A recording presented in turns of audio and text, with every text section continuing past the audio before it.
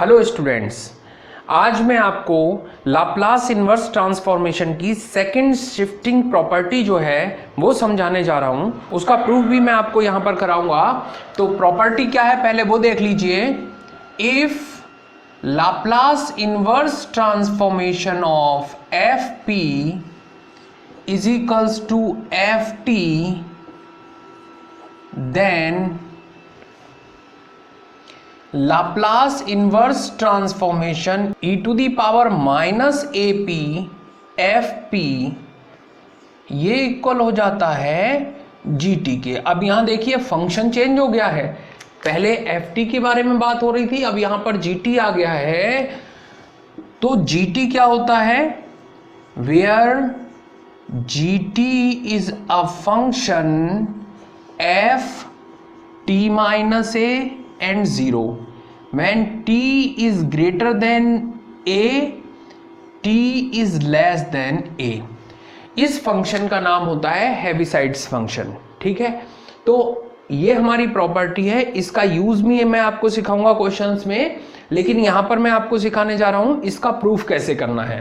Proof देखिए, we know that by definition of Laplace transform, Laplace transform की जो definition है वो क्या कहती है हमसे? Laplace transformation of F T, इसी को हम एफ पी भी कह सकते हैं, और ये होता है 0 to infinity E to the power minus P T F T D T. ठीक है, ये डेफिनेशन है। प्रीवियस वीडियो में मैंने आपको समझाई हुई है, क्वेश्चंस भी कराए हुए हैं इस पर बेस्ड। ठीक है, अब यहां पर देखिए एफ पी के साथ मल्टीप्लाई किससे हो रहा है? E to the power minus A p से मल्टीप्लाई हो रहा है। तो हम इस इक्वेशन में e to the power minus A p से मल्टीप्लाई कर देंगे, implying that e to the power minus A P F P कितना हो जाएगा? Integration 0 to infinity e to the power minus A P into e to the power minus P T F T D T. ठीक है, अब आप देखिए यहां पर दो जगह पर e की पावर दिखाई दे रही है, तो जब हम इन दोनों को मल्टीप्लाई करेंगे तो पावर्स ऐड हो जाएंगी। ऐड होने के बाद क्या रिजल्ट बनेगा? देखिए, integration 0 to infinity E to the power minus P हमने कॉमन ले लिया। अब क्या बचेगा? यहां से तो बचेगा a और यहां पर बचेगा t, a प्लस टी, साथ में एफ टी डी टी। हम इसको लाप्लास ट्रांसफॉर्म लिख सकते थे, लेकिन तभी लिख सकते हैं जब यहां पर वेरिएबल हो सिंगल। यहां पर आ रहा है a प्लस टी, यहां पर सिंगल वेरिएबल है, तो हम इसको सिंगल वेरिएबल सपोज कर लेते हैं। Let a plus T is equals to U. अगर हमने वेरिएबल चेंज किया है तो उसके करस्पॉन्डिंग हमें लिमिट भी चेंज करनी पड़ेगी। लिमिट चेंज करने के लिए हम क्या करेंगे? If t is equals to 0 then and t is equals to infinity then. तो देखिए, जब t की वैल्यू हम 0 यहां पर पुट करेंगे तो रिजल्ट आएगा u is equals to a, और जब t is equals to infinity यहां पुट करेंगे तो u की वैल्यू हमें मिलेगी इंफिनिटी।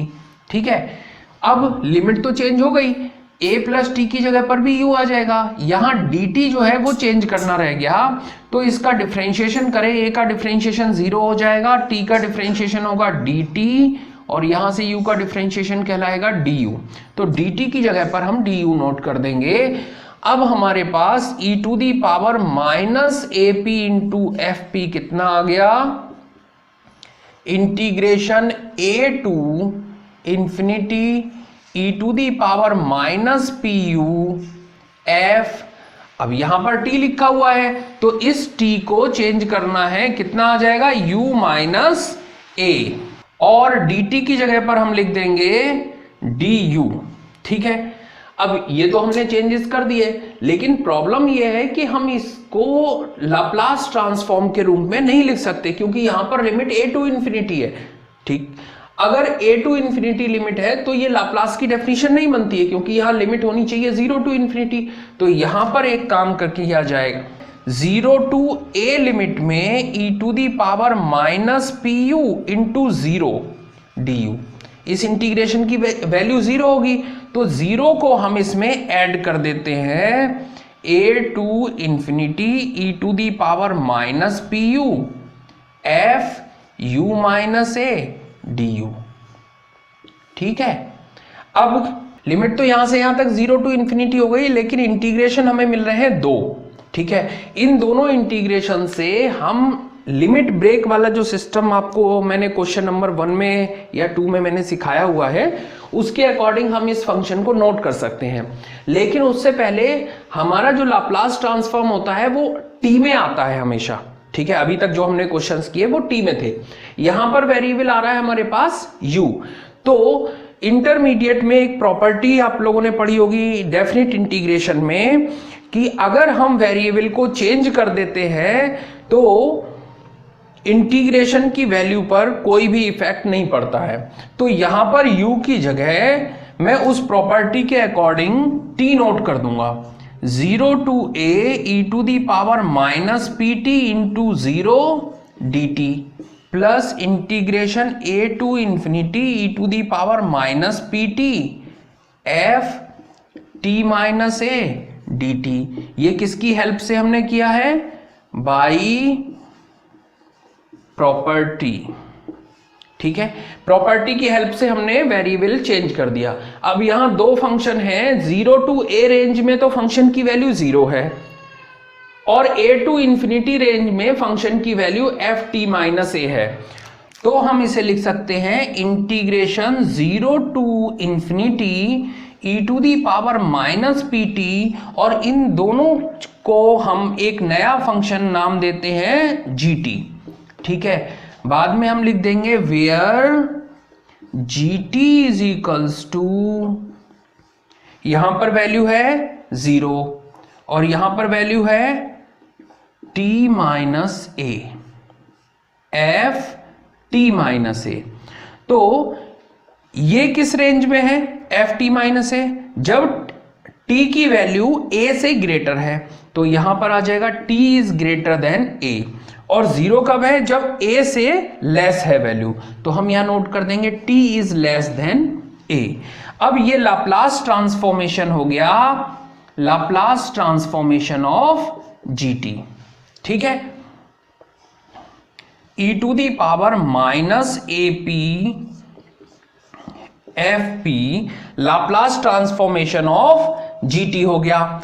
इसका मतलब क्या हुआ कि Laplace inverse transformation e to the power minus A P F P क्या हो जाएगा?